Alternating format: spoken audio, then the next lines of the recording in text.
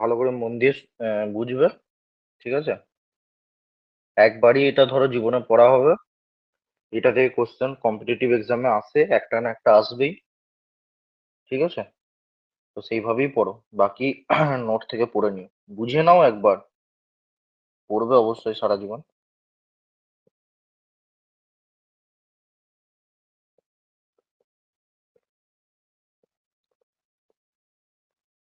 Fundamental rights. ঠিক আছে? Fundamental rights কি?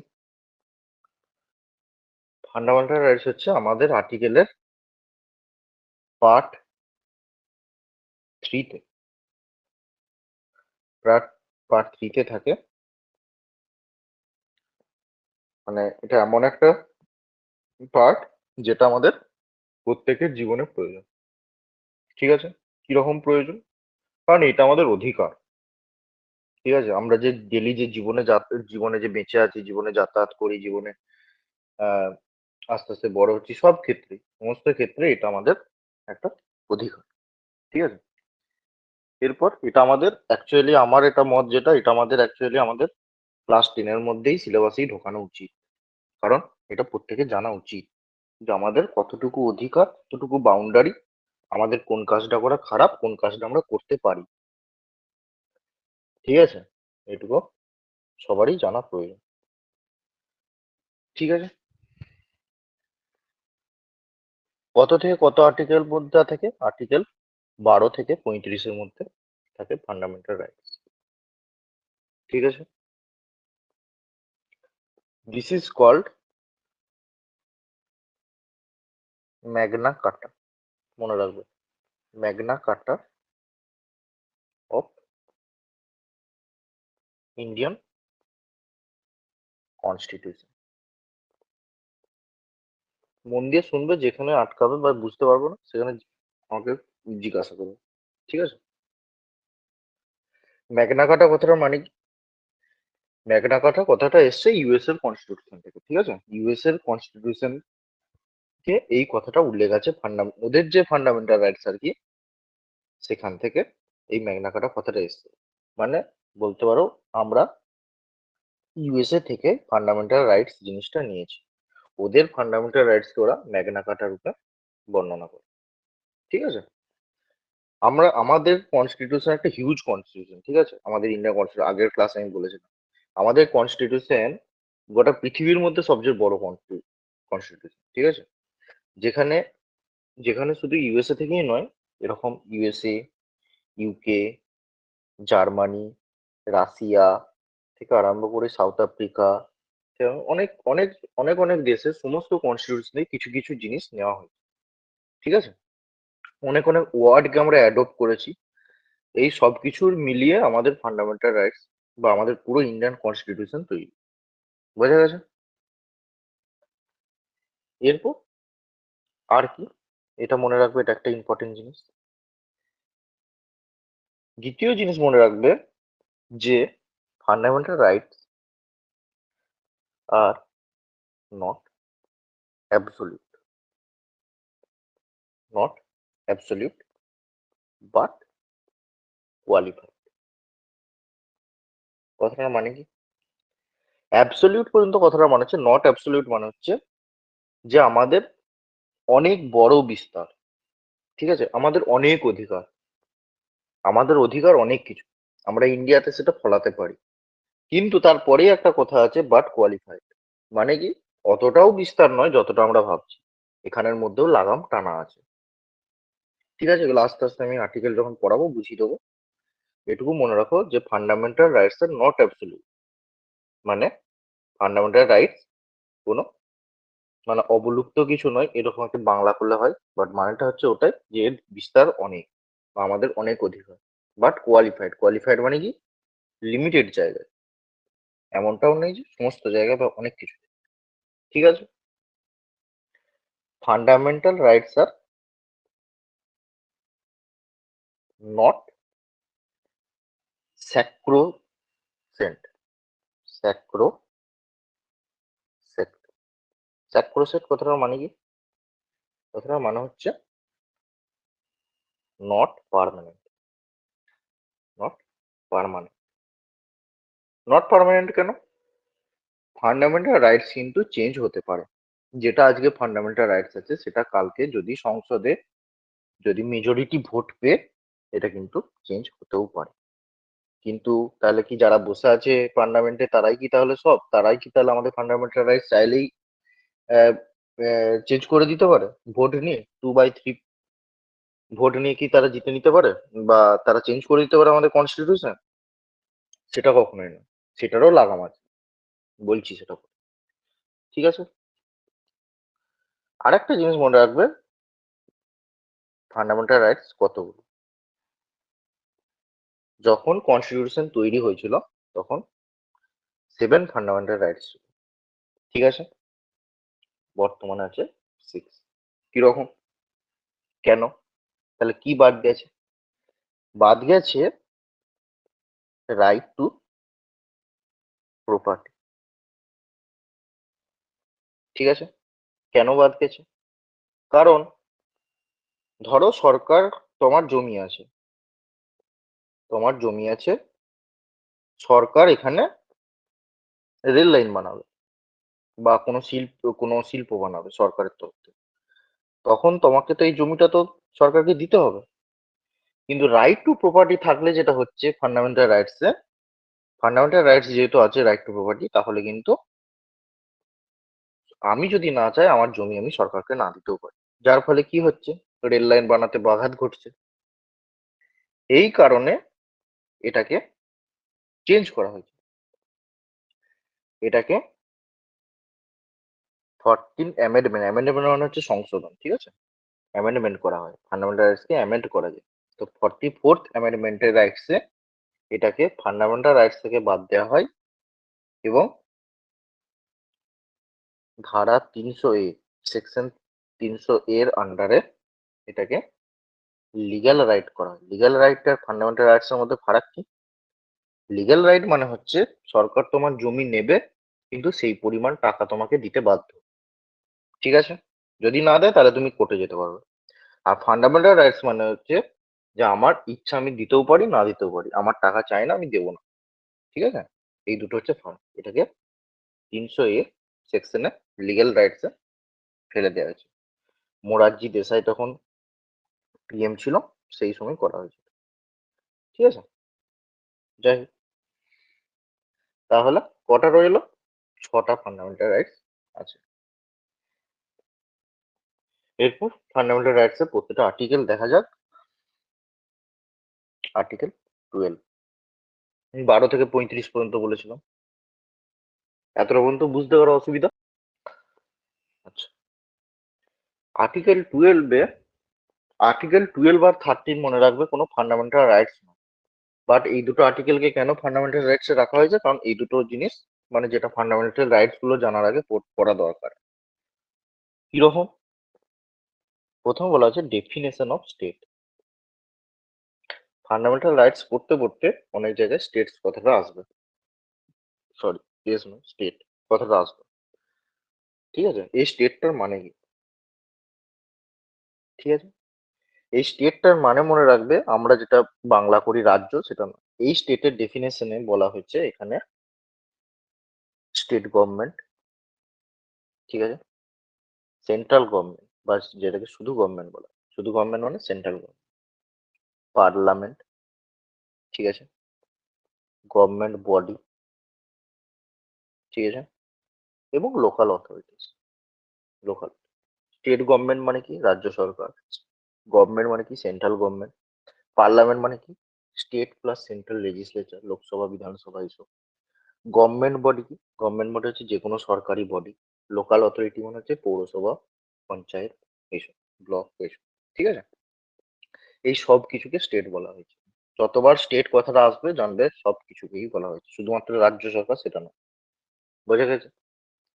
আর আর্টিকেল 13 আছে যেটা তোমাদেরকে বললাম, যে ওরা কি যা খুশি তাই করে দেবে 2/3 মানে পার্ট ভোট নিয়ে, যারা সংসদে বসে আছে বা পার্লামেন্টে বসে আছে তারা কি চেঞ্জ করে দেবে চাইলেই? সেটা নয়।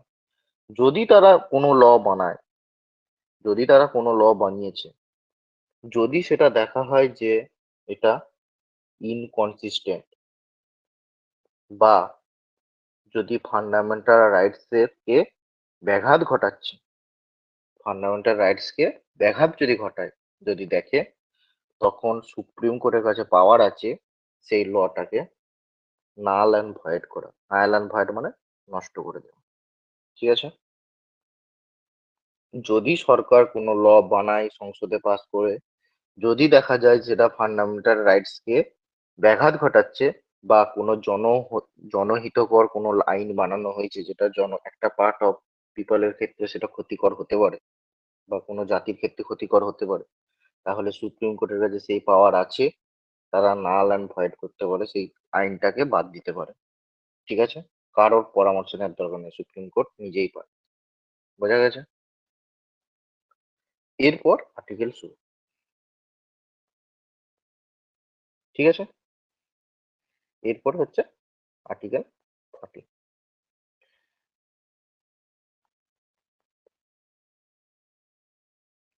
আর্টিকেল 40, আর্টিকেল 14 কি আছে? আর্টিকেল 14 দুটো কথা আছে। একটা আছে ইকুয়ালিটি বিফোর ল, আর একটা আছে কি ইকুয়াল ইকুয়াল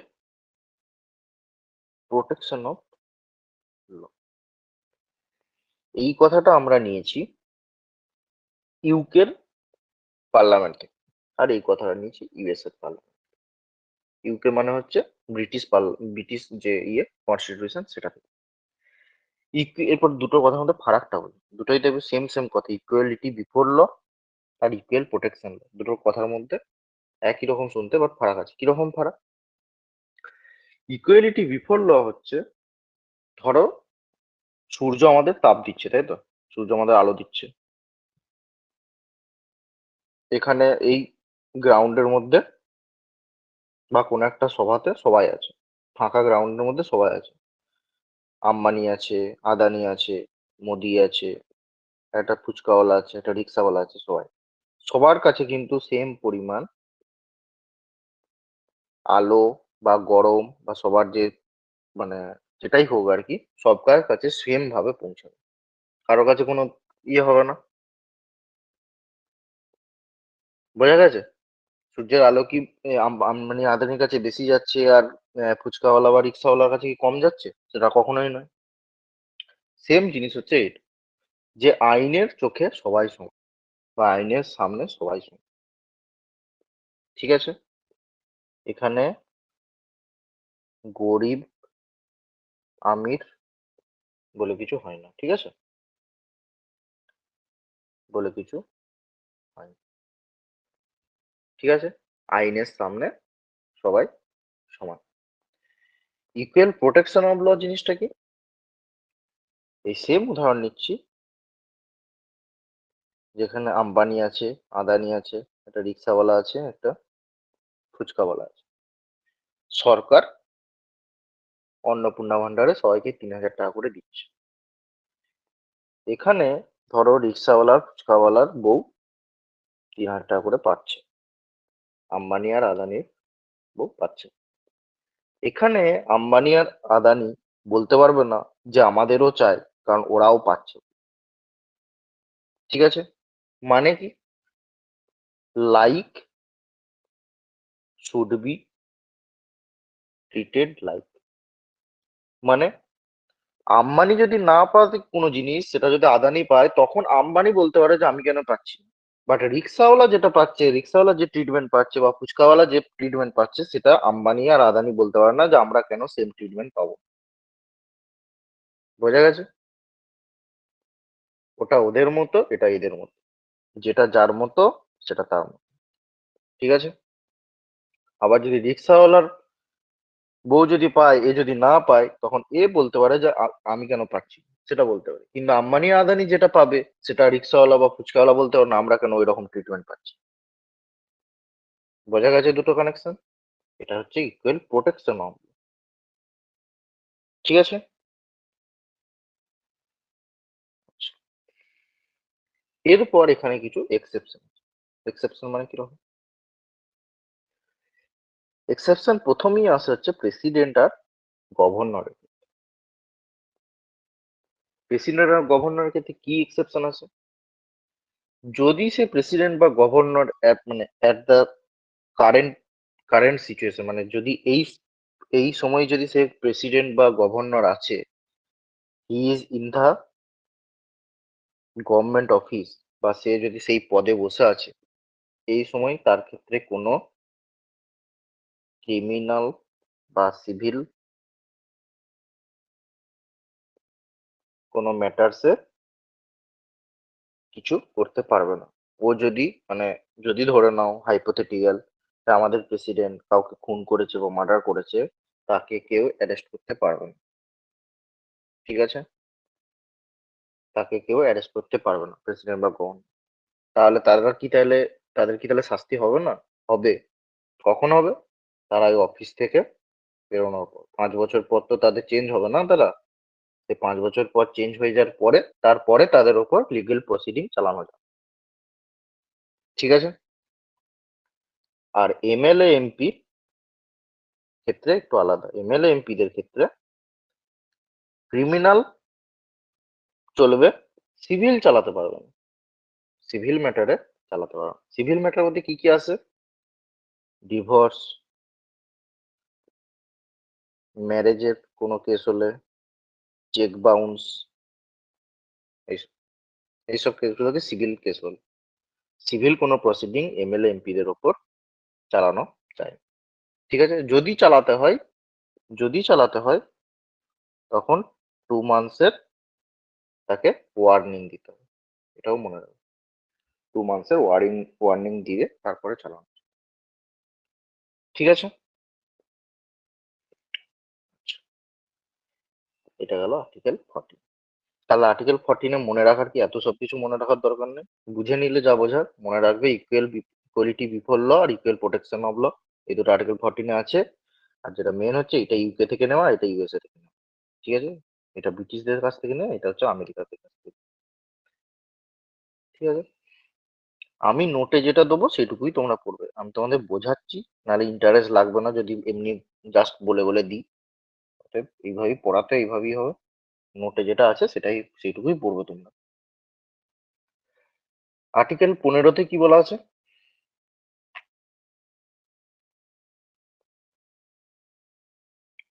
আর্টিকেল 15-তে বলা আছে যে কোনো ডিসক্রিমিনেশন চলবে না।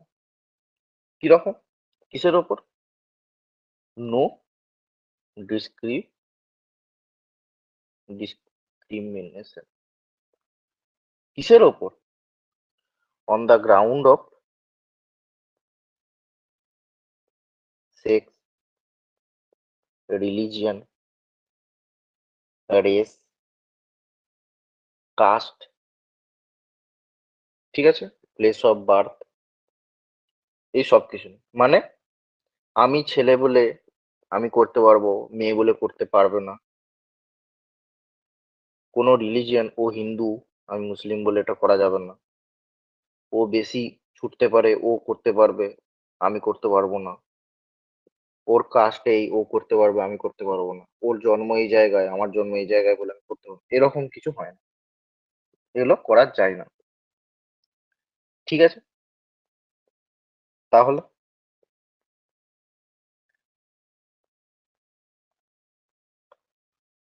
তাহলে এবার বলবে যে তাহলে তো এরকম হয়, কেন হয় তাহলে? কারণ এরও কিছু লিমিট আছে। কিরকম আছে? লিমিট হচ্ছে কোনো পাবলিক প্লেসে কোনো প্রপার্টি যদি হয়। কিরকম? কোনো গ্রাউন্ড, কোনো রেস্টের জায়গা, কোনো টয়লেট, এইগুলোতে এই অনুযায়ী কোনো কিছু হবে না। মানে মানে এগুলো সেক্স বেসিসে, রিলিজিয়ন বেসিসে কোনো যেন ডিসক্রিমিনেট না হয়, সেটা বলে দেওয়া আছে। কোনো পাবলিক প্লেস, মানে কোনো পাবলিক টয়লেট আছে, সেখানে কেউ বলতে পারবে না ও মুসলিম বলে ও ঢুকতে পারবে না, বা ও হিন্দু বলে ও ঢুকতে পারবে না, তখন কিছু করা যাবে না। ঠিক আছে? আর কি আর কি বলা আছে? বলা আছে ওমেন আর চাইল্ডদের ক্ষেত্রে ডিসক্রিমিনেশন করা যাবে, মানে ওদেরকে স্পেশাল ট্রিটমেন্ট করতে হবে, করা যাবে না, করতে হবে ওমেন প্লাস চাইল্ডের ক্ষেত্রে। ঠিক আছে? কিরকম স্পেশাল ট্রিটমেন্ট? যেমন এখন এই হালে হালেই যেটা করেছে সেটা হচ্ছে ওমেনদের জন্য 33% রিজার্ভেশন করবে। ওরা করতে পারে, ওদের রাইট আছে সেটা করার। ঠিক আছে? বা কোনো জায়গায় কোনো জায়গায় লেখা থাকে যে একমাত্র ওমেন আর চাইল্ডই এলাও, করতে পারে, ওটা লেখা থাকা লেখা থাকতেই পারে, বাসেতে লেখা থাকে। ঠিক আছে? যে মহিলাদের জন্য সিট বরাদ্দ, তো কোথাও লেখা থাকে কি পুরুষদের জন্য সিট বরাদ্দ? কখনোই না। তো মহিলাদের জন্য করা থাকে এটা, বা মেয়ের বাচ্চাদের জন্য এই জায়গাটা, সেটা ওরা লিখতে পারে। ঠিক আছে? ব্যাকওয়ার্ড ক্লাসে, ব্যাকওয়ার্ড ক্লাসদের ক্ষেত্রে ওরা সুবিধা পাবে। কিরকম সুবিধা? যেটা হয়ে থাকে, যে ব্যাকওয়ার্ড ক্লাসের জন্য রিজার্ভেশন থাকে। ঠিক আছে? এটা কখন থেকে এরকম হয়? এই নিয়ে একটা কেসও হয়েছে, সেটা হচ্ছে চম্পা কাপন দেসাই কেস বলা হয়। কি কেস এটা? এই চম্পা কাপন দেসাই একজন ব্রাহ্মণ লেডি ছিল। ঠিক আছে? তামিলনাড়ু।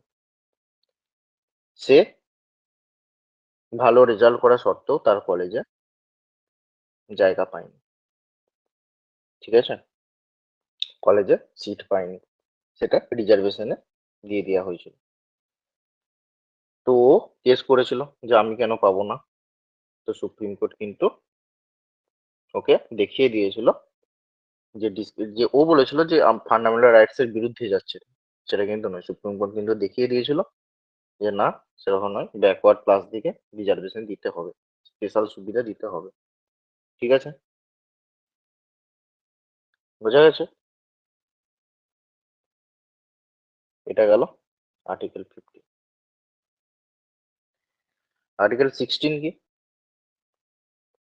আর্টিকেল 16 হচ্ছে ইকুয়াল ইকুয়ালিটি অফ অপরচুনিটি। ঠিক আছে? কোথায়? In the matters of public employment. ওটা ছিল পাবলিক প্রপার্টিতে, এটা হচ্ছে এমপ্লয়মেন্টে। ঠিক আছে? এখানে কোনো রিলিজিয়ন, কোনো কাস্ট, কোনো সেক্স নিয়ে কোনো ডিসক্রিমিনেশন হবে না। কিন্তু কিরকম করা আছে? ধরো ওয়েস্ট বেঙ্গলে কোনো একটা ভ্যাকেন্সি বেরিয়েছে, যেমন তোমরা সবাই জানো বিটিএসসি ভ্যাকেন্সি বেরিয়েছে।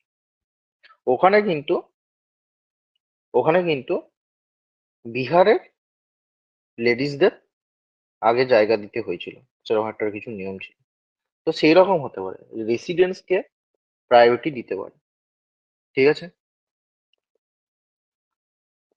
আদার ব্যাকওয়ার্ড ক্লাস যারা আছে, মানে ওবিসি যারা আছে, এই কেসেতেই বলা আছে যে 27% রিজার্ভেশন দিতে হবে। এটা কে করেছিল?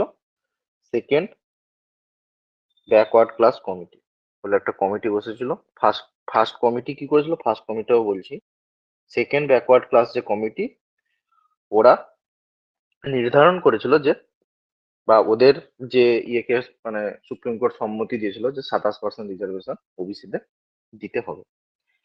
আর ফার্স্ট যে ব্যাকওয়ার্ড ক্লাস ছিল, এরা, এটা হচ্ছে তোমার সম্ভবত 1980 এরকম হবে, ওরা সেই যুগেতে ইডব্লিউএস কে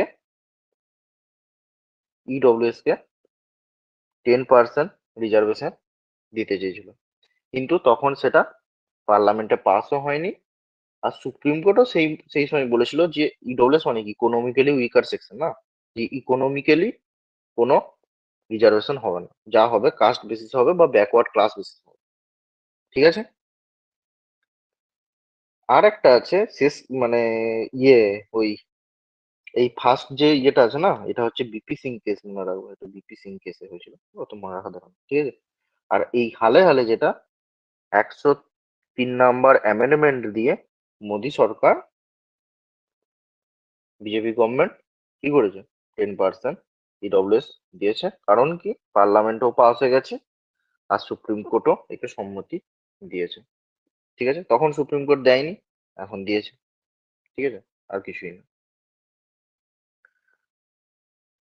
তাহলে কি হলো, আর্টিকেল 16-এ কি আছে, equal opportunity in the matters of public employment. Public এমপ্লয়মেন্টে সবাইকে অপরচুনিটি ঠিকঠাক দিতে হবে। আর এখানে ছিল পাবলিক প্লেসেতে, ঠিক আছে। এরপর হচ্ছে আর্টিকেল 17, সিআরই 2025 এসেছিল। আর্টিকেল 17-এ কি হয়েছে, অ্যাবলিশন অফ আনটাচেবিলিটি। আনটাচেবিলিটি কথাটা মানে কি, অস্পৃশ্যতা। মানে ও কোনো নিচু জাতির, সেই জন্য আমি ওকে টাচ করেছি বলে আমাকে মানে ইয়ে করতে হবে, মানে পাবলিকলি তুমি করতে হবে। তুমি তোমার বাড়িতে করতে পারো, তুমি বাড়িতে যে স্নান করতে পারো, ওটা কেউ দেখতে আছে। তুমি পাবলিকলি তাকে বলতে পারবো না, এ বাবা আমি টাচ করে দিলাম তাকে, হ্যাঁ আমাকে স্নান করতে হবে, ছি ছি ছি ছি, এই ব্যাপার। ওগুলো পাবলিকলি করা যায় না। বা পাবলিকলি যদি করেও, সে যদি তোমার বিরুদ্ধে কেস করে, তোমার সাজা নিশ্চিত, ঠিক আছে। বা কাউকে কোনো জাতি তুলে কথা, যে ও এসটি, এরকম, তাকে তুমি ডাইরেক্ট বলতে পারবে না যে ও এসটি, আমি ওর থালায় খাবো না, বা ও কোনো নিচু জাতি না, আমি ওর সাথে মিশবো না, বা আমি ওর পাশে বসবো না। এগুলো করা যায় না, এগুলোকে আনটাচেবিলিটির আন্ডারে পড়ে, ঠিক আছে। আচ্ছা, আর্টিকেল 18। আর্টিকেল 18 কি, আর্টিকেল 18 হচ্ছে abolish of title. Abolish of title কি, তুমি তোমার নামের আগে যা খুশি ব্যবহার করতে পারো, ঠিক আছে। মানে রায় বাহাদুর, ডন, এসব আর কি। বা ওই যে ইনস্টাগ্রামে লেখা অ্যাঞ্জেল, অ্যাঞ্জেল প্রিয়া, ওরকম আর কি, ঠিক আছে। কোনো টাইটেল লাগানো যায় না, কোনো মানে কোনো ইয়েতে আর কি, সরকারি কোনো জায়গায়। ইনস্টাগ্রামে লাগাতেই পারে, ওটা কোনো ব্যাপার না, ঠিক আছে। কিন্তু কি কি লাগাতে পারো, সেটা হচ্ছে যদি তুমি সেটা এডুকেশনের মাধ্যমে অর্জন করে থাকো, যেমন ডক্টর, আমাদের এমটি, এরকম, এগুলো লাগাতে হবে। যদি কোনো মিলিটারির কোনো পদ হয়, ঠিক আছে, বা কোনো এক্সেলেন্সি, মিলিটারি ক্ষেত্রে কি, যেমন হচ্ছে কমান্ডো বলে, বা ওই ধরনের জিনিসগুলো, বা ক্যাপ্টেন, ওগুলো লাগাতেই পারে। বা কোনো এক্সেলেন্সির ক্ষেত্রে, এক্সেলেন্সি মানে যে ভারত রত্ন, যেমন সচিন টেন্ডুলকার ভারত রত্ন, সে লিখতেই পারে যে ভারত রত্ন সচিন টেন্ডুলকার, দেখাই যেতে, ঠিক আছে। এইটা গেল কি 14 থেকে, 14 থেকে 18, 14, 15, 16, 17, 18, তাই না।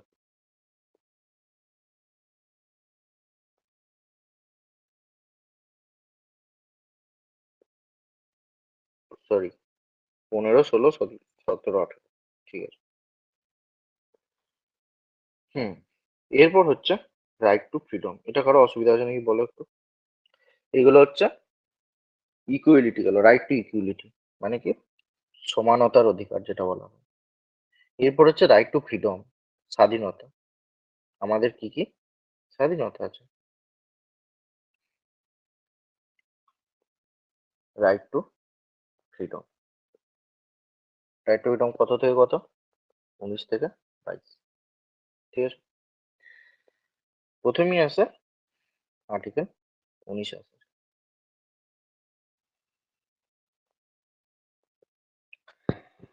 আর্টিকেল 19-এ কি বলা আছে,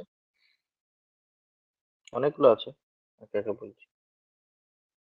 19-এর এতে, এই 1-এ, ক্লজে, এইভাবে আর্টিকেল গুলো তৈরি আছে, হ্যাঁ। আর্টিকেল 19-এর 1 নম্বরের এতে এইভাবে বলা আছে।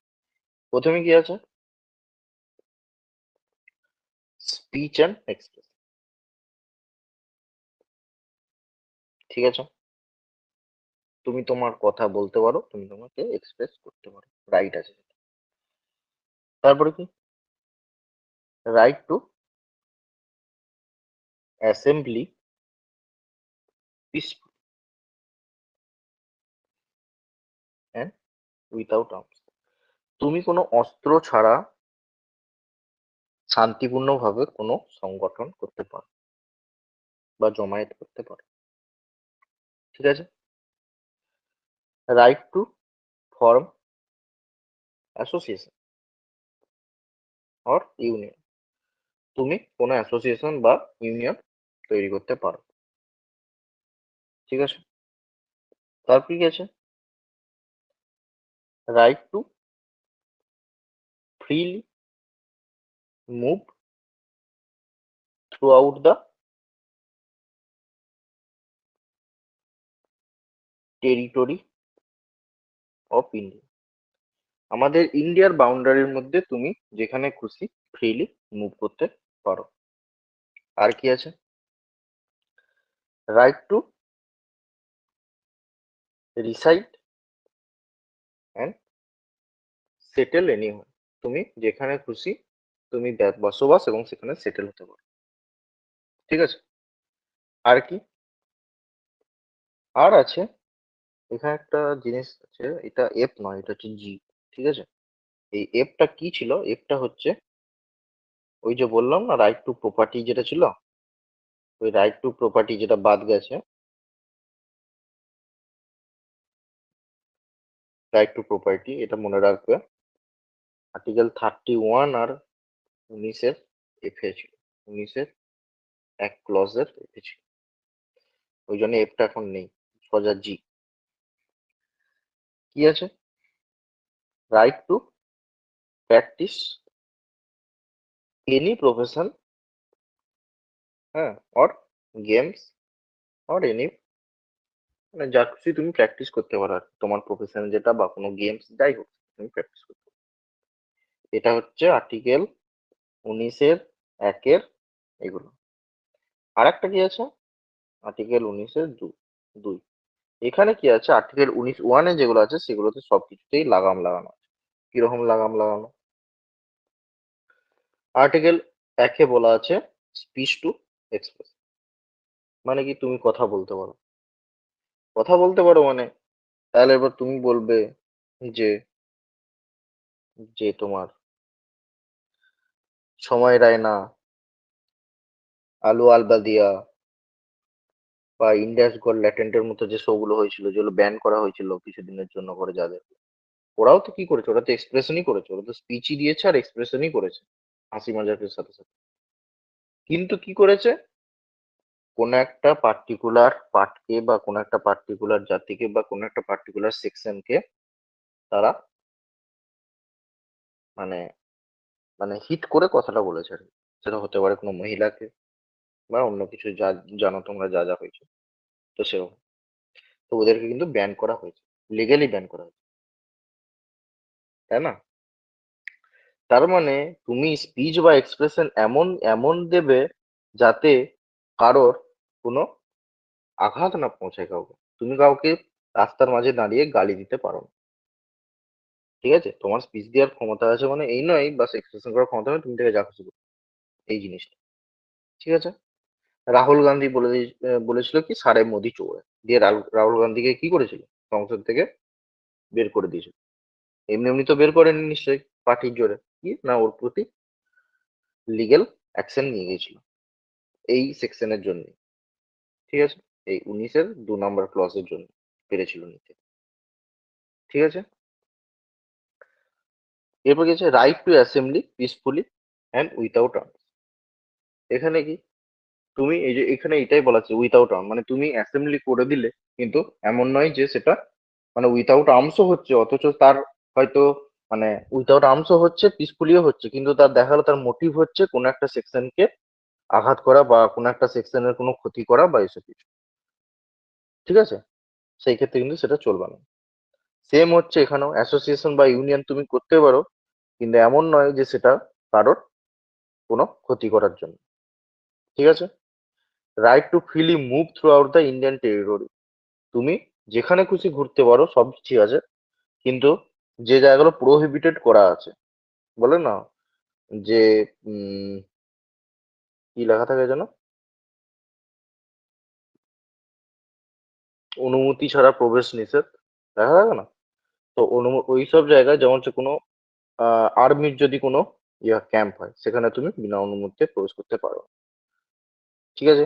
কলেজের প্রিন্সিপালের রুমের বাইরেও সেম জিনিস লেখা আছে। এরকম যেখানে যেখানে যেগুলো লেখা আছে বা যেখানে যেখানে যা লেখা আছে, হ্যাঁ, ওই অনুমতি ছাড়া সেখানে কিন্তু ঢুকতে তুমি এখন যদি বলে দাও ইন্ডিয়ার গভর্নমেন্টের কাছে যে আমি পিওকে তে ঘুরতে যাব, মানে কি পাকিস্তান অকুপায়েড কাশ্মীরে, সেটা কিন্তু ইন্ডিয়া টেরিটরি হলেও কিন্তু তুমি সেখানে যেতে পারবে না, কারণ সেটা প্রহিবিট। বোঝা গেছে? Right to reside and settle anywhere in Indian territory, এটাও সেম। তুমি যেখানে খুশি ঘর করতেই পারো বা সেটেল হতে পারো, ঠিক আছে? এখন তুমি যদি বলো যে আমি হিমালয়াতে ঘর করবো, জায়গা, আমি কিনবো জায়গা, তাহলে হবে না। বা পিওকে তে ঘর কিনবো বা জায়গা কিনে ঘর করবো, সেটা হয় না। ঠিক আছে? Right two practice any profession বা এটার কিছু নেই। ঠিক আছে? তো এইভাবে 19-এর 2 নম্বর ক্লজে লাগামও টানা আছে। যেটা প্রথমে কথাটা বলেছিলাম সেটা মনে আছে, যে আমাদের অধিকার অনেক আছে, কিন্তু কোয়ালিফাইড। কোয়ালিফাইড মানে কি, যে অতটাও বেশি কিছু নেই যে তুমি বিরাট কিছু আর কি হয়ে যাচ্ছে। সবকিছুতেই লাগাম লাগানো আছে। বোঝা গেছে? এরপর হচ্ছে আর্টিকেল 20। আর্টিকেল 20-তে কি? আর্টিকেল 20-তে হচ্ছে প্রথমে আছে যেটা, নো এক্স পোস্ট ফ্যাক্টো ল। মানে কি? মানে ধরো 2026 সালে আমি একটা কিছু ক্রাইম করছি। ঠিক আছে? আমি 2026-এর জুলাইয়ের 8, আজকে কত তারিখ, 9 তারিখ বা 10 তারিখে আমি ক্রাইম করছি। ঠিক আছে? আমার একটা শাস্তি হবেই। ধরো এই সেম ক্রাইমের জন্য 2026 সালের আগস্টের 10 তারিখে এমন কোনো ল পাস হলো, যে এই ক্রাইমটা যেটা আমি জুলাই 10-এ করেছি, যে তার জন্য ফাঁসি ফাঁসি দেওয়া হবে। এই ফাঁসি কিন্তু 2026-এর আগস্টের 10-এর পরে যে করবে তারই কিন্তু ফাঁসি হবে, আমার কিন্তু হবে না। কারণ কি? কারণ আমি যখন ক্রাইম করেছি বা আমার বিরুদ্ধে যখন কেস হয়েছে, তখন এই আইন ছিল না। বুঝে গেছে? মানে যখন এই যে আজকে যারা দোষ করছে তাদের জন্য যে আইন, সেই আইনের বেসিসেই তাদের ওপর কিন্তু মানে তাদের শাস্তি দিতে হবে। এমন নয় যে তারপরে 5 বছর পরে একটা ল সৃষ্টি হলো যে এই দোষের জন্য তোমার করতে ফাঁসি দিতে হবে। মানে তুমি তারপর টেনে তাকে আনতে পারবে না যে ও 2020-তে তো এই সেম ক্রাইমই করেছিল, তাহলে ওকে ফাঁসিতে চড়ানো। কোনোদিন হবে না। বোঝা গেছে? এই সেম কেসের জন্য একটা কেস আছে, সেটা হচ্ছে তোমার সবাই জন্য, দিল্লিতে 2012 সালের নির্ভয়া কেস, তাই না? নির্ভয়া কেসে কি হয়েছিল? নির্ভয়া কেসে 4 জন দোষী ছিল। ঠিক আছে? নির্ভয়া কেসে 4 জন দোষী ছিল। তাদের মধ্যে একজন ছিল হচ্ছে বিলো 18 ইয়ার্স। সে কিন্তু সবচেয়ে বেশি ক্রাইম করেছিল, মানে ওই বাকি 3 জনের থেকেও এ কিন্তু বেশি ক্রাইম করেছিল, সবচেয়ে বেশি কিন্তু দোষ এরই ছিল। কিন্তু তখন 2012 সালে এই রুল ছিল না যে তাকে কোনো জেলেতে পাঠানো যাবে বা তার ফাঁসি দেওয়া যাবে। ঠিক আছে? ওই জন্য ওকে শুধু কি করা হয়েছিল, ওকে শুধু তোমার যে জুভেনাইল যে জেল হয়, মানে বাল্য সংশোধনাগার বলে যেগুলোকে, সেগুলো জুভেনাইল জেলেতে তাকে পাঠিয়ে শুধু তারপর ছেড়েও দিতে হয়েছিল 5-6 বছর পরে। ঠিক আছে? মানে ওর ওর 18 ইয়ার্স হতে প্রায় 4 মাসের মতো বাকি ছিল, সেই জন্য। কিন্তু তারপরে 2016 সালে একটা রুল আনা হয়েছিল, যে যদি 18 বছরের নিচেও হয়, 18 বছরের নিচেও যদি হয়, এবং সে যদি সেই রকমই ক্রাইম করে, বড় রকম মানে রেপ বা মার্ডার এইসবের মতো কিছু, তাহলে তাহলে 16 থেকে 18 পর্যন্ত যা যদি এজ হয়, তাহলে তাকে অ্যাজ এ অ্যাডাল্ট ট্রিট করে তাকে ফাঁসি বা জেল দুটোই পাঠানো যাবে। এটা 2016 সালে এসছে, কিন্তু ও ক্রাইম করেছে 2012 সালে। তাহলে ওর কিন্তু কিছু অ্যাকচুয়ালি হয়নি। বাকি তিনজনের ফাঁসি হয়েছে, ওর কিছু হয়নি। বোঝা গেছে? কিন্তু যদিও এর দোষী কিন্তু সবচেয়ে বেশি ছিল, তবুও ও বেঁচে গেছিল। বোঝা গেছে? আচ্ছা, এরপর আসে এখানে আর্টিকেল 20তেই আসে কি, নো ডবল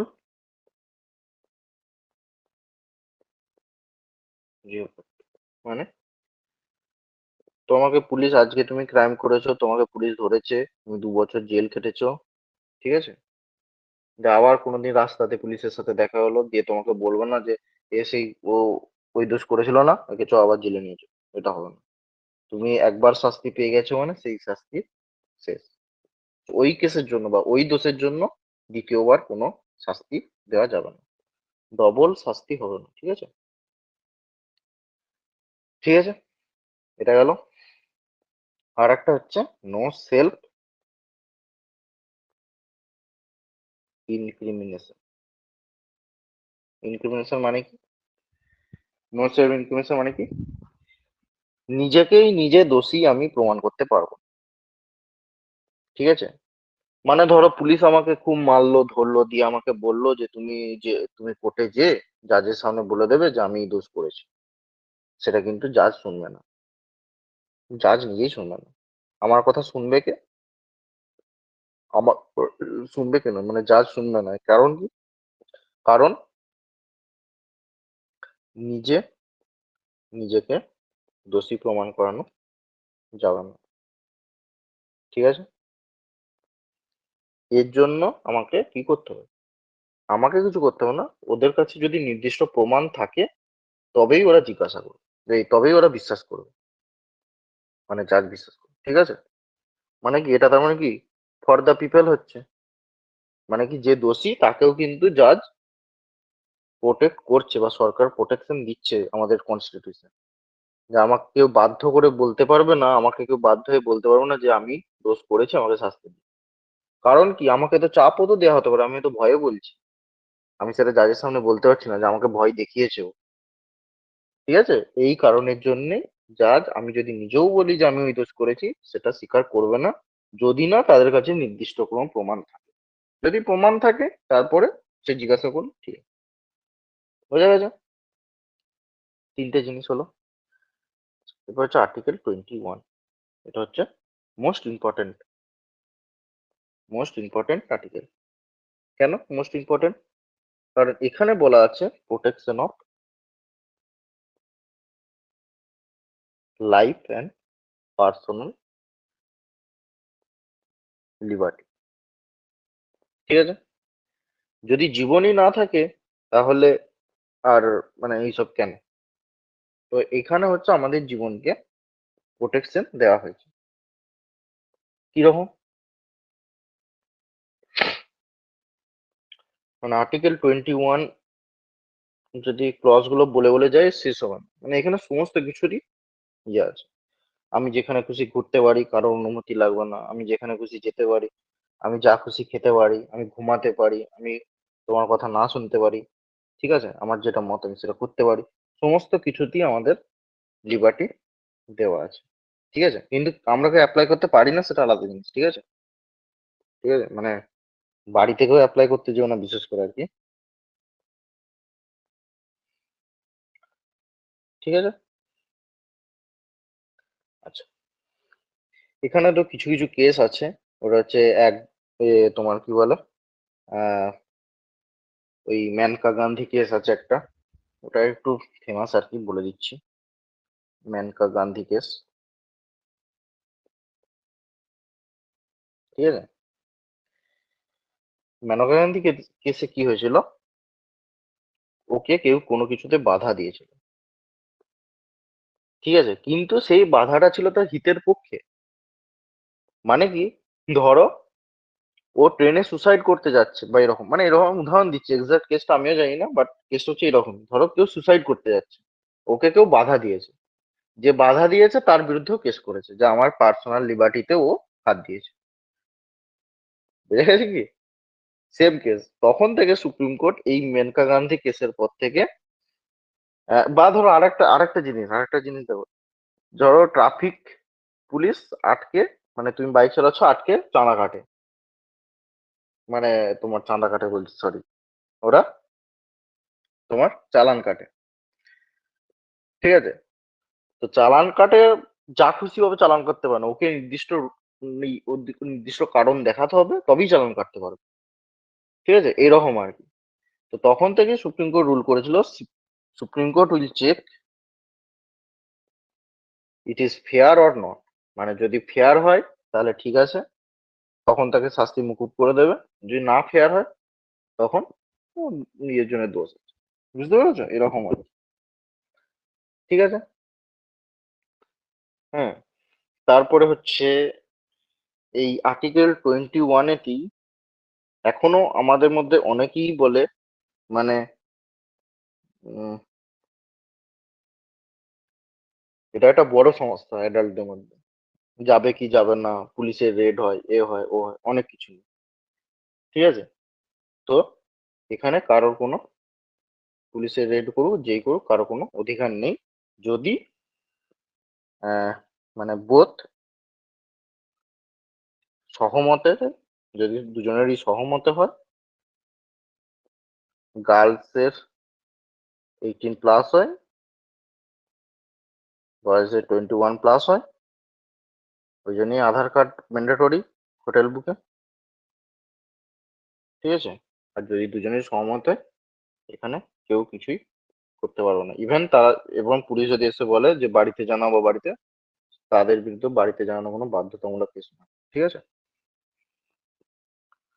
আচ্ছা, এরপর হচ্ছে আর্টিকেল 21।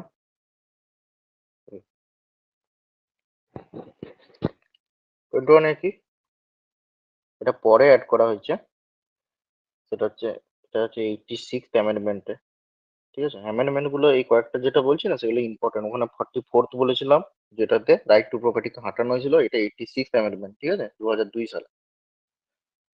2002 সালে এটা মনমোহন গান্ধী আমলে হয়েছিল, এটা রাইট টু এডুকেশন, ঠিক আছে, খুব ইম্পর্টেন্ট, এটা তো জরুরি। এবং তখন থেকেই 6 থেকে 14 বছর পর্যন্ত ফ্রি এডুকেশন দেওয়া বোথ স্টেট অ্যান্ড সেন্ট্রাল গভর্নমেন্টের, স্টেট প্লাস সেন্ট্রাল গভর্নমেন্টের, মানে বাধ্যতামূলক, 6 থেকে 14 বছর পর্যন্ত ফ্রি এডুকেশন দেওয়া, ঠিক আছে? এতে 14 থেকে 16 হতে পারে, 18 হতে পারে, বাট 14 বছরের কম হবে না, ঠিক আছে? এরপর হচ্ছে কি, এরপর হচ্ছে আর্টিকেল 22। আর্টিকেল 22, আর্টিকেল 22 কি বলা আছে? আর্টিকেল 22 বলা আছে যে, ধরো আমাকে অ্যারেস্ট করা হবে, কোনো কেসের জন্য আমাকে অ্যারেস্ট করা হবে, ঠিক আছে? Protection against arrest and detention in certain cases, ঠিক আছে? ধরো আমাকে অ্যারেস্ট করা হলো, এরপর আমাকে কিন্তু, মানে আমার কি কি অধিকার, আমাকে অ্যারেস্ট করার পর থেকে আমার কি কি অধিকার, আমাকে রিজন বলতে হবে, রিজন বলা বাধ্যতামূলক, যে কেন আমাকে অ্যারেস্ট করা হবে, ঠিক আছে? এরপর আমাকে যদি কেউ প্রেসার দেয়, বা পুলিশ যদি প্রেসার দেয় যে আপনি কোনো উকিল ধরবেন না, ওটা কিন্তু ওরা কখনোই বলবে না, ঠিক আছে? আমাকে লিগ্যাল পিটিশনার যেন আমি পাই, তার সরকার সেটা প্রোটেকশন, মানে ধরো আমি নিজে যদি উকিল করি তাহলে ভালো, যদি আমি, আমার হয়তো পয়সা নেই, আমার উকিল ধরার পয়সা নেই, তখন গভর্নমেন্ট প্রোভাইড করবো তোমাকে উকিল, ঠিক আছে? কারণ এটা লিগ্যাল, এটা হচ্ছে রাইট আমার, যে লিগ্যাল পিটিশনার আমাকে নিতে হবে, ঠিক আছে? আমাকে 24 ঘন্টার মধ্যে জুডিশিয়াল ম্যাজিস্ট্রেটের কাছে প্রেজেন্ট করতে হবে, ঠিক আছে? এবং 3 মান্থের মধ্যে আমার মানে আমি ছাড়া পাবো নাকি শাস্তি আমার জেলবন্দি, সেটা আমাকে ওদেরকে বলতেই হবে। যদি না সুপ্রিম কোর্ট বলে যে এই কেস 3 মান্থের পরে এর মানে লিগ্যাল প্রসিডিউর করা হবে। মানে কি, জুডিশিয়াল ম্যাজিস্ট্রেটের কাছে প্রেজেন্ট করার পর দেখবে সাধারণত যেটা একদম কমন সেটা হচ্ছে 7 দিনের হেফাজতে রাখার নির্দেশ দেওয়া হলো। ওটা কিন্তু শাস্তি কিন্তু নয়, 7 দিন হেফাজতে বাস ওকে আটকে রাখলো, ওকে কিন্তু এখন জেলে ভরেনি, হেফাজত আলাদা জেল আলাদা, ঠিক আছে?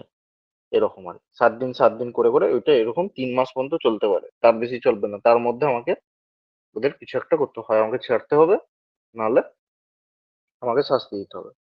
আর 3 মাসের পর তখনই হয় যদি সুপ্রিম কোর্ট সেটা বলে যে এই কেস 3 মাসের পরে ডিসিশন নেওয়া হবে।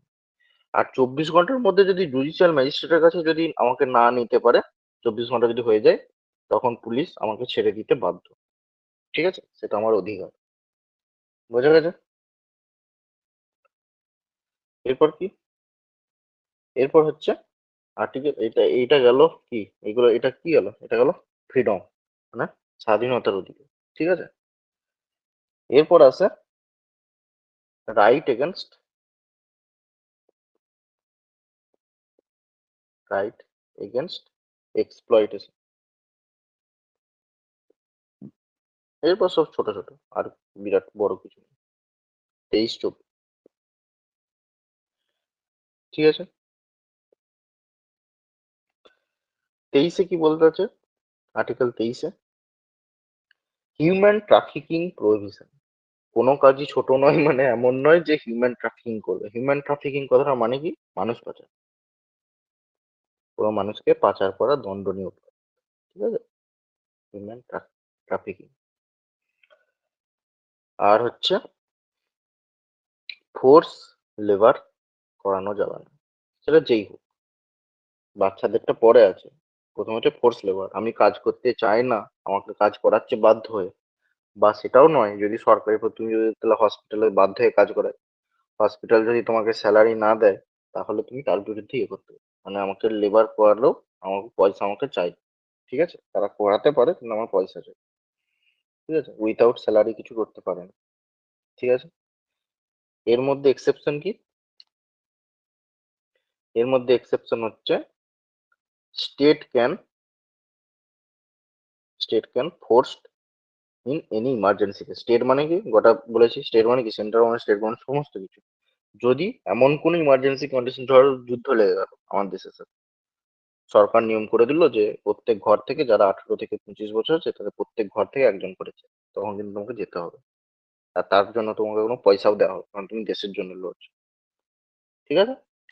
সেই ক্ষেত্রে করতে পারে কোনো ইমার্জেন্সি, ঠিক আছে? আর আর্টিকেল 24 কি? আর্টিকেল 24 হচ্ছে যে child labour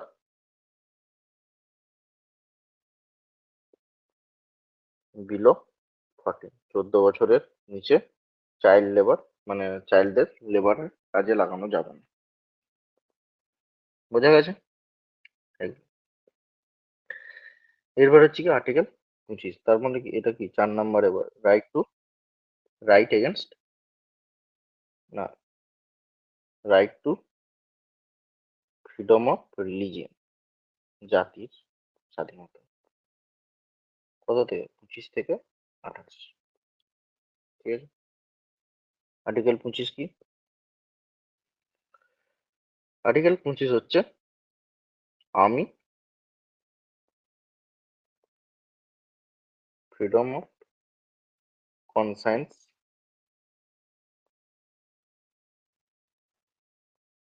and free profession practice etc for any religion, ঠিক আছে? ফর এনি রিলিজিয়ন মানে কি? আমি যে কোনো ধর্মের প্রচার, সেই ধর্মের কোনো ফ্রি প্রফেশন, মানে ফ্রি প্রফেশন মানে কি, যেমন ইউটিউবে অনেক চ্যানেল আছে যারা হরিনাম কীর্তন করে বা তোমার নামাজ পড়ে, এগুলো লাইভ হয়, ঠিক আছে? ওদের সারাদিন ওগুলো করে ওরা ইউটিউবে করে যাচ্ছে, ঠিক আছে? এই বা কোনো আমি হয়তো তোমার কি বলে, মানে কোনো কিছু প্র্যাকটিস করছি, প্র্যাকটিস মানে কি, আমি হয়তো হিন্দু ছেলে, কিন্তু আমি যদি মুসলিমদের নামাজ পড়ি বা সেটা যে প্র্যাকটিস করি, সেটা আমার নিজস্ব অধিকার, ঠিক আছে। যে যে কোনো রিলিজিয়ন গ্রহণ করার বা তার প্রচার করার বা তাকে নিয়ে কোনো কোনো ফ্রি প্রফেশন, মানে কোন তুমি ব্যবসা করবে এমন নয় যে কারো কাছ থেকে চাঁদা তুলে করবে, সেটা সেটা কিন্তু সেগুলো কিন্তু করা যেতে পারে, ঠিক আছে। আর্টিকেল 26, আর্টিকেল 26 কি?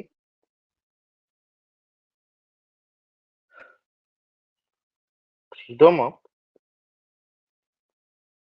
Manage religious affair. মানে কোনো যদি রিলিজন, তুমি যে ধর্ম পালন করছো ধরো, সেই ধর্মের যদি কোনো অ্যাফেয়ার্স বা কোনো যদি ঘটনা ঘটে, তুমি সেটাকে ম্যানেজ করতে পারো, ঠিক আছে। বোঝা গেছে? আর্টিকেল 27, ম্যানেজ করতে মানে বুঝতে পারছো তো, ধরো কোনো মন্দির তৈরি হচ্ছে, তুমি সেই মন্দিরের যে তৈরির যে দায়িত্ব ফায়িত্ব, ওইগুলো তুমি নিতে পারো বা দায়িত্ব ওগুলো তুমি গ্রহণ করতে পারো, ঠিক আছে। ওখানে তো এবং ইভেন তুমি যদি মুসলিমও হও তুমিও পারো। আমি যদি হিন্দু হই, আমি যদি কোনো কোনো মসজিদ হচ্ছে, আমি তার হয়তো দায়িত্ব নিলাম মসজিদের কনস্ট্রাকশনে, তো সেটা আমি করতে পারি, সেরকম। আর্টিকেল 27 হচ্ছে নো রিলিজিয়ন ট্যাক্স, ধর্মের নামে কোনো ট্যাক্স নেওয়া যাবে না, ঠিক আছে। যদি নেওয়া হয় তাহলে সেটা সরকার কোনো হিতকর কাজে লাগাতে হবে, ঠিক আছে। কেউ পার্সোনালি নিতে পারে না। পাড়ার কেউ এসে বললো যে পুজোর চাঁদা দিন, এটা বাধ্যতামূলক, তোমার মন তুমি দেবে, না দিলে না, ঠিক আছে। আর্টিকেল 28 কি? আর্টিকেল 28 হচ্ছে ইম্পর্টেন্ট। কিরকম ইম্পর্টেন্ট? ধরো কোনো প্রতিষ্ঠান, এডুকেশনাল প্রতিষ্ঠান নিয়ে এটা মেনলি, তিন ধরনের প্রতিষ্ঠান হয় শিক্ষা, ঠিক আছে। কি কি হয়? একটা হচ্ছে ফুললি গভর্নমেন্ট। ফুললি গভর্নমেন্টে মানে এটা এডুকেশনাল সেকশনের উদাহরণ দিয়ে বলছি, মানে কি, এটা হচ্ছে তোমার রিলিজিয়াস ইয়ের আর কি, রিলিজিয়াস কোর্সই বলে, কোনো প্র্যাকটিসের। কিরকম বলছি, ফুললি গভর্নমেন্ট, ফুললি গভর্নমেন্ট যদি কোনো স্কুল হয় বা কোনো সরকারি যদি কোনো স্কুল হয়, সেখানে নো রিলিজিয়ন ইন্টারেস্ট, ঠিক আছে। কিরকম? কোনো গভর্নমেন্ট স্কুলে কেউ বলতে পারবে না যে তোমার মানে ওই মুসলিমরা তো এবং মাথায় একটা টুপি পরে, ঠিক আছে, বা হিজাব পরে, কেউ কোনো গভর্নমেন্ট স্কুলে বলতে পারবে না যে তোমাদের ওটা পড়া মাস্ট বা কিছু, তুমি পড়তেও পারো না পড়তেও পারে, ঠিক আছে। বা দেখবে কোনো খ্রিস্টানদের বা ওই খ্রিস্টান নয়, শিখদের দেখবে তাদের হচ্ছে একটা তলোয়ার থাকে কোমরে, বা পাগড়ি, তলোয়ারটা বাদই দাও তুমি, পাগড়ি। তো সে পাগড়ি পরা যে মাস্ট বা মানে করতেই হবে, তার কোনো বাধ্যবাধকতা নেই, কারণ সেটা গভর্নমেন্ট স্কুল, গভর্নমেন্ট স্পন্সার্ড, ঠিক আছে। এরপর হচ্ছে অ্যাডমায়ার বাই স্টেট, মানে কি স্টেট অ্যাফ্লিক্টেড, সেইখানে কোনো মানে রিলিজিয়ন ইন্টারেস্ট হয়, বাট ভলেন্টারি কেস, মানে কিছু কিছু ক্ষেত্রে হতে পারে, ঠিক আছে। আর এক ধরনের হয় ট্রাস্ট। ট্রাস্ট মানে কি, যেমন হচ্ছে মুসলিমদের আলামিন মিশন, এগুলো ট্রাস্ট থেকে, ইসলামিক ট্রাস্ট থেকেই ওগুলো তৈরি, ঠিক আছে। ওইখানে কিন্তু ওরা রিলিজিয়নের ওদের যা নিয়ম, ওরা কিন্তু মানতে বাধ্য করতেই পারে, ঠিক আছে, কারণ ওটা ট্রাস্টের তৈরি, নট গভর্নমেন্ট স্পন্সর, ঠিক আছে। এটা গেল আর্টিকেল 28। এরপর হচ্ছে 5 নম্বর। 5 নম্বর কি? Cultural and educational right. 29, 30। Article 29 কি? আর্টিকেল 29 হচ্ছে protection of interest of minorities. Minorities, মাইনরিটিসরা প্রোটেক্ট করতে পারে কিসের জন্য? তাদের ল্যাঙ্গুয়েজ। মাইনরিটিস মানে কিন্তু শুধু মুসলিম নয়, মাইনরিটিস মানে জানবে আমাদের ভারতে মাইনরিটিস মানে হচ্ছে মুসলিম থেকে আরম্ভ করে বৌদ্ধ, শিখ সবাই, শিখ নয়, বৌদ্ধ, খ্রিস্টান এরা, ঠিক আছে? ওরা কিসের জন্য? ল্যাঙ্গুয়েজ, স্ক্রিপ্ট, ওরা যেমন আমাদের ভারতে যেমন সংস্কৃত ভাষা উঠে যাচ্ছে, ঠিক আছে? বা কোনো কালচারকে উঠিয়ে দেওয়া হচ্ছে, ঠিক আছে? সেরকম যদি হয়, তার এগেনস্টে কিন্তু ওরা প্রোটেক্ট করতে পারে, ঠিক আছে? যে সংস্কৃত ভাষা দিতেই হবে বা রাখতে হবে, বা কোনো হয়তো কালচারাল, কোনো জাতির হয়তো কোনো কালচার, সেটা ধরো সরকার উঠিয়ে দিচ্ছে, তার এগেনস্টে কিন্তু ওরা প্রোটেস্ট করতে পারে, ঠিক আছে? ওটা কিন্তু লিগ্যাল একদম, ঠিক আছে? আর কি? আর এটা একদমই মুসলিমদের জন্য, সেটা কি? Right two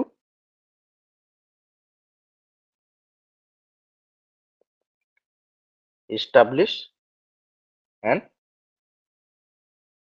administer educational institution. এর এগেনস্টেই আলামিন মিশন বা যে আর একটা কি যেন আছে, উম একটা কি বেশ আছে, এগুলো কিন্তু তৈরি, ঠিক আছে? মানে ওদের কিন্তু কোনো নির্দিষ্ট এডুকেশনাল মানে ইনস্টিটিউশন তৈরি করার অধিকার দেওয়া আছে, ঠিক আছে? আর লাস্ট কি, এরপর কত হলো? আর্টিকেল 29 হলো, এটা হচ্ছে আর্টিকেল 30, ঠিক আছে? এটা হচ্ছে আর্টিকেল 30। আর্টিকেল 31 নেই। কেন নেই? রাইট টু প্রপার্টির আন্ডারে ওটা উঠে গেছে, ঠিক আছে? এরপর হচ্ছে আর্টিকেল 32। আর আর্টিকেল 32 হচ্ছে, এর নাম হচ্ছে, এটা হচ্ছে 6 নম্বর, কনস্টিটিউশনাল রেমেডিস। জিনিসটা কি? জিনিসটা কি? এটাই হচ্ছে মেন। মেন মানে কি? এটা না থাকলে গোটা ফান্ডামেন্টাল রাইটস এর কোনো মূল্যই নেই। ধরো আমাকে 1 কোটি টাকা দিয়ে দিল, দিয়ে বলে দিল তুমি এখান থেকে 1 টাকাও খরচ করতে পারো, কোনো মানে আছে 1 কোটি টাকা আমার অ্যাকাউন্টে থাকা?